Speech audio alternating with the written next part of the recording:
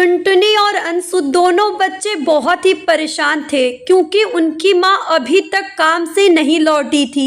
टुनटुनी दीदी, माँ ताई जी के घर पे बहुत देर से गई हुई है। अभी तक तो उन्हें आ जाना चाहिए। मुझे बहुत जोर की भूख लगी है। भूख तो मुझे भी लगी है। चल हम दोनों ताई जी के घर से माँ को बुलाने चलते हैं। कुछ ही दिन पहले टूनी के पति की मौत एक दुर्घटना में हो गई थी, जिससे टूनी पर मुसीबतों का पहाड़ टूट गया। घर की स्थिति बहुत ही खराब हो गई। घर खर्च के लिए टूनी अपनी जिठानी के घर उधार मांगने गई, लेकिन उसकी जिठानी ने उधार देने से मना कर दिया। टुनटुनी, मैं तुझे उधार तो नहीं दे सकती, लेकिन हाँ, मेरी नौकरानी काम छोड़कर चली गई है। अगर तू चाहे तो मैं तुझे घर की सफाई और बर्तन के काम के लिए रख सकती हूँ।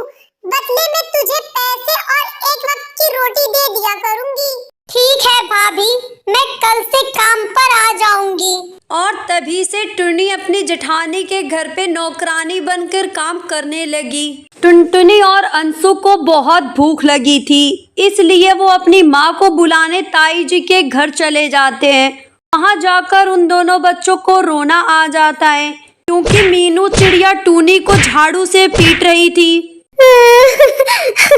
मेरा यकीन मानो भाभी, मैंने दूध का पतीला अच्छे से ढका था और ऊपर वजनदार बर्तन भी रखा था।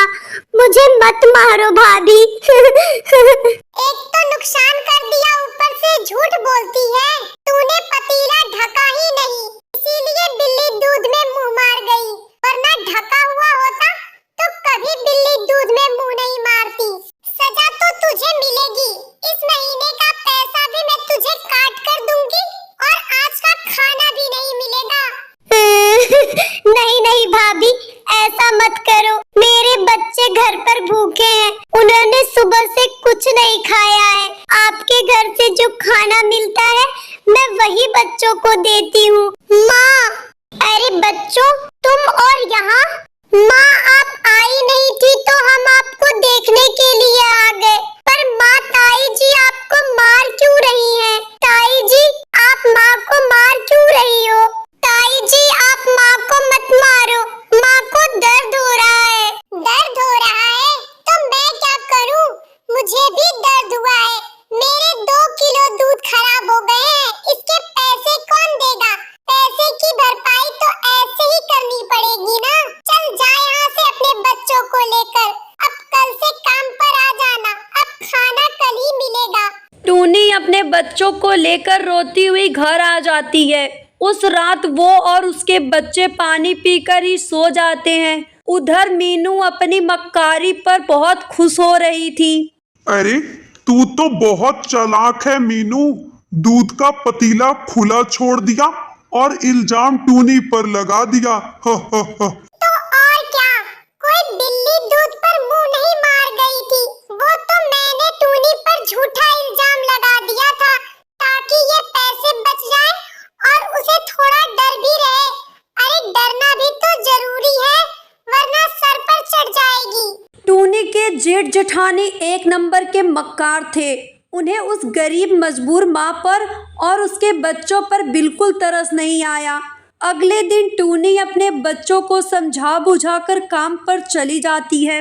टूनी की आंखें आंसुओं से भरी थी। वो चुपचाप घर में झाड़ू लगा रही थी। काम करते टूनी को थोड़ी देर क्या हो गई, मीनू उसे फिर से मारने लगी। एक तो काम भी देर से की और ऊपर से झाड़ू भी तोड़ दी।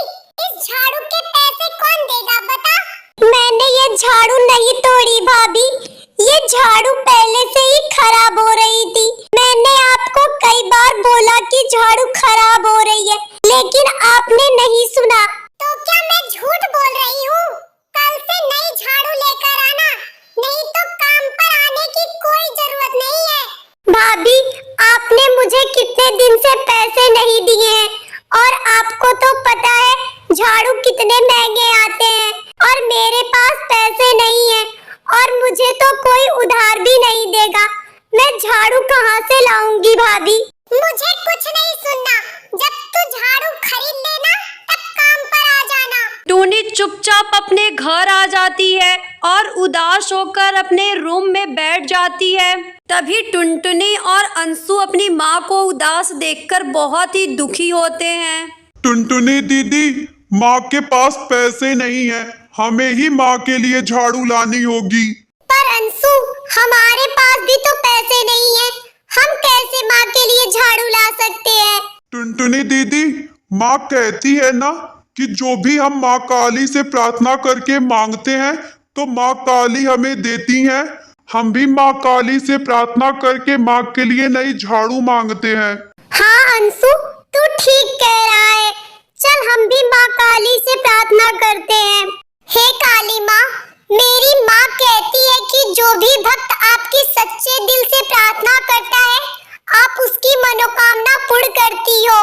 तो हे माँ, आप मेरी माँ को एक नई झाड़ू दे दो। टुनटुनी के इतना कहते ही वहाँ एक तेज रोशनी प्रकट होती है और वहाँ पर माँ की कृपा से एक नया झाड़ू आ जाता है, जिसे देखकर टुनटुनी और अंशु बहुत ही खुश हो जाते हैं। हे माँ, आप सच में बहुत अच्छी हो। आपका बहुत बहुत धन्यवाद माँ। हे माँ, जैसे आपने मेरी इच्छा पूरी की है, अगर कोई भक्त सच्चे मन से मेरी वीडियो को लाइक और चैनल को सब्सक्राइब करेगा, आप उसकी भी मनोकामना पूर्ण करना माँ। उसके बाद टुनटुनी और अंशु वो झाड़ू लाकर अपनी माँ को दे देते हैं और वहाँ हुई घटना की सारी बात अपनी माँ को बताते हैं। हाँ मेरे प्यारे बच्चों, सच में माँ बहुत ही दयालु हैं।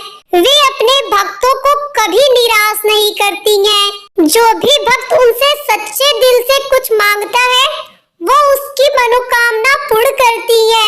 अगले दिन जब टुनटुनी चिड़िया उस झाड़ू को लेकर काम पर जाती है, तब उस झाड़ू से आवाज आती है।